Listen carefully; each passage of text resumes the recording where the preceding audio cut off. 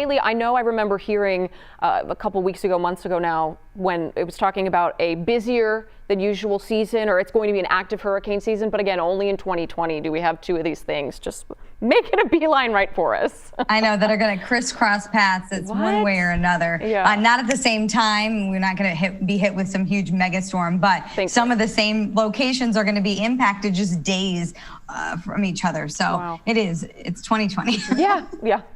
So we're going to go into the impacts that potentially North Texas could have, but let's go ahead and look at what's going on out there on this Sunday night. So we've got temperatures that have fallen into the 70s in some locations, most spots still the 80s, 85 in McKinney right now, Hillsborough 84, it's 85 in Fort Worth, 78 now in Denton. So what we're expecting now as we move forward, starting off Monday morning, we're going to be in the low to mid 70s. So it's going to be a very normal start to the day, where our normal overnight low is 75. So really not far off from where we would be. And here's a breakdown of the forecast to start off your week.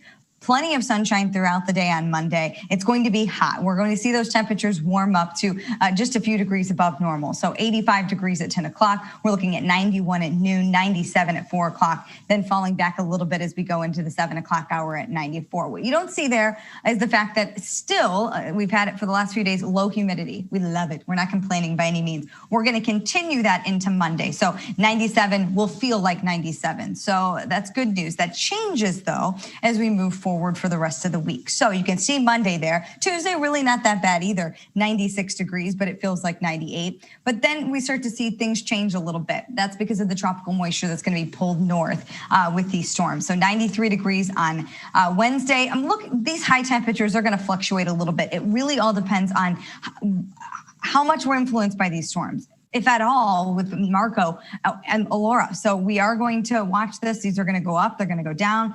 But overall, I want you to see the gap in what it actually feels like. So the heat index is 99 on Wednesday, and the heat index is 103 on Thursday, 104 on Friday. So it is going to be a humid as we wrap up this week. And speaking of the tropics, if you're just joining us and you missed the top of the hour, I did talk about an update on both of these storms. The main update for 10 o'clock is really that Marco has been downgraded to a tropical storm from a hurricane. It's 70-mile-per-hour winds now. Hurricane is 74. So really, we're talking about 4 degrees here in difference. So it really doesn't make a difference in the impacts overall. It's still going to be a lot of rainfall, storm surge, and high winds that are going to impact the Louisiana coast.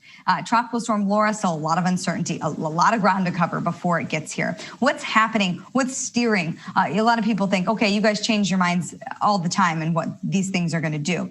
Well, there's a lot that comes into play, and one of them is being steered by this area of high pressure right off to the east. You can see it just off the coast of Florida. What's going to happen with this is going to push a little bit farther to the west, and that you can see the circulation around that area of high pressure is going to pull it to the north and west, and that's why you're seeing that track change back to the west a little bit as we get a little bit better understanding with these storms. But here's a look at Marco. Marco's going to make landfall along the southeastern coast of Louisiana, and then, you know what? It wants to take over all of the Louisiana coastline, right? So it kind of fizzles out there and moves right along the coast. Then here comes Laura, and that moves, and it looks like the same locations, but it scoots north fairly quickly. What does that mean for North Texas? Well, Marco really is not going to bring us much. And then if you look here, Laura, the main area of rain stays off to the east, but it does look like we could see a little bit of rainfall in far east Texas. So we'll watch this. We're hoping we can get something out of this. Otherwise, going back over that forecast for tonight,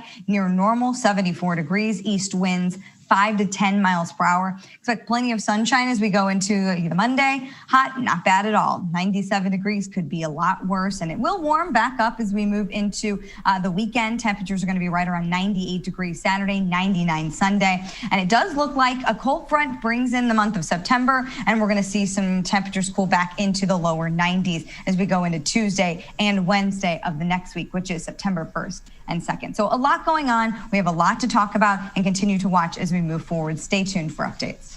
Okay, thank you, Kaylee. We will. No 100 degrees in these last few days of August, so I'll take it. There's our silver lining. Yeah.